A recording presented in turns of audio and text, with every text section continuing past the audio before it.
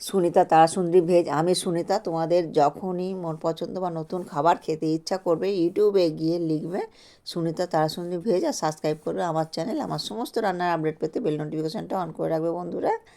তো তোমরা বন্ধুরা প্রথম থেকে শেষ পর্যন্ত দেখতে থাকবে, তাহলে বুঝতে পারবে যে উচ্ছে আর সজনে ডাঁটা দিয়ে কীভাবে আমি রেসিপিটা করছি। তো এখানে দেখো উচ্ছেটা আমি ভেজে নিচ্ছি। তো লবণ আর হলুদ মাখিয়ে এটা ভেজে নিচ্ছি। এটা আমার প্রায় ভাজা হয়ে এসছে, এবার আমি উঠিয়ে নেব।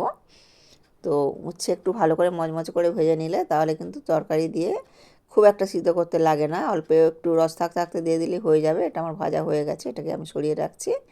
এবারে আমি দেখো কলাটাকে আমি হলুদ মাখিয়ে রেখেছিলাম, হলুদ দিয়ে মানে আটাটা বের করে নিয়েছি। আর পটলটা দেখো একটু করে খোলা ছাড়িয়ে নিয়েছি।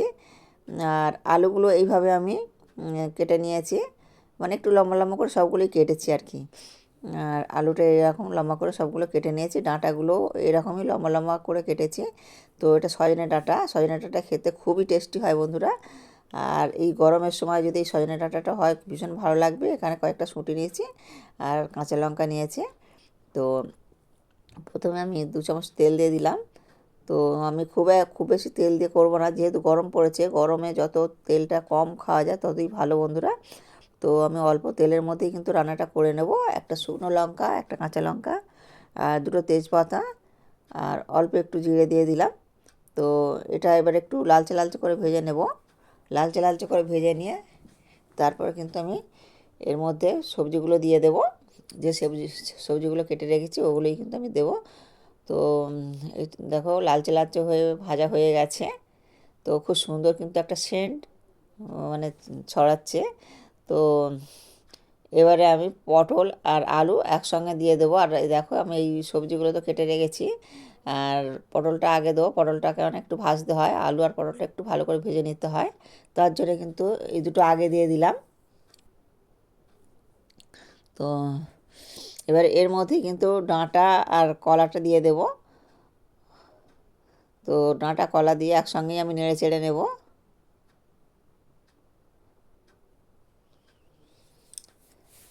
তো এটা আমি হালকা হাতে একটু নাড়তে থাকবো। আর এখানে দেখো বন্ধুরা আমি কী কী মশলা নিয়েছি। তো সর্ষে নিয়েছি, আদা 2 টুকরো, চন্দনী, জিরে আর মগজদানা, আর একটু লবণ নিয়েছি।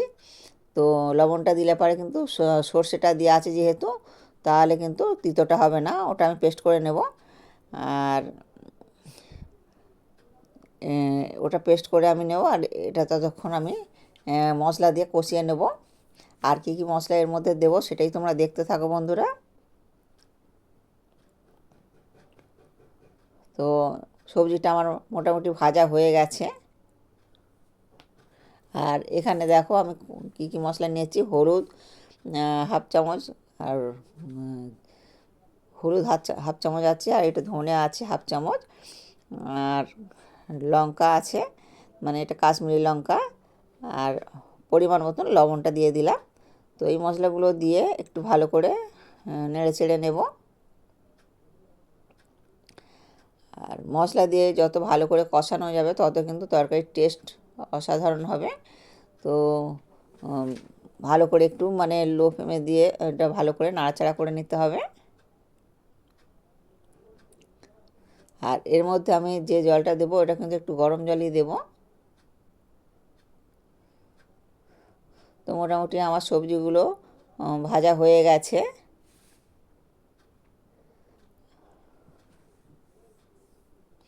ডাঁটাটা কিন্তু একটু ভেজে নিলে খুব টেস্টি হয় বন্ধুরা, তার জন্য কিন্তু আমি ডাঁটাটা একসঙ্গে দিয়ে নিলাম। আর যে মশলাটা দেখালাম ওটাই কিন্তু আমি পেস্ট করে নিয়েছি, ওটাই দিয়ে দিচ্ছি। তো মিক্সি জারটা ধুয়ে একটুখানি দিয়ে দিচ্ছি। তো খুন্তির সাহায্যে এটা এটা একটু ভালো করে নেড়ে চেড়ে নেব।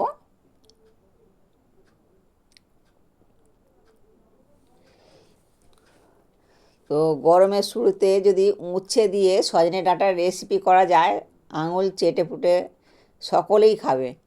তো আর যেহেতু একটু একটু গরম পড়েছে আর সকলেই চাইবে একটু তিতো তিতো মানে সবজিটা হলে বেশি ভালো হবে। আর সজনে ডাঁটার স্বাদটা অসাধারণ লাগে বন্ধুরা। তো এই ডাঁটাটা চিবোতেও খুব ভালো লাগবে। আর এই সময় তো সজনে ডাঁটা খাওয়াটা খুবই মানে ভালো। বসন্তে এই সজনে ডাঁটা সজনে ফুল। তো আমি জলটা দিয়ে দিলাম। তো এইটুকু জল দিলেই মোটামুটি আমার হয়ে যাবে। তো এটা আমি প্রায় 5-6 মিনিটের মতন ঢাকা চাপা দেবো।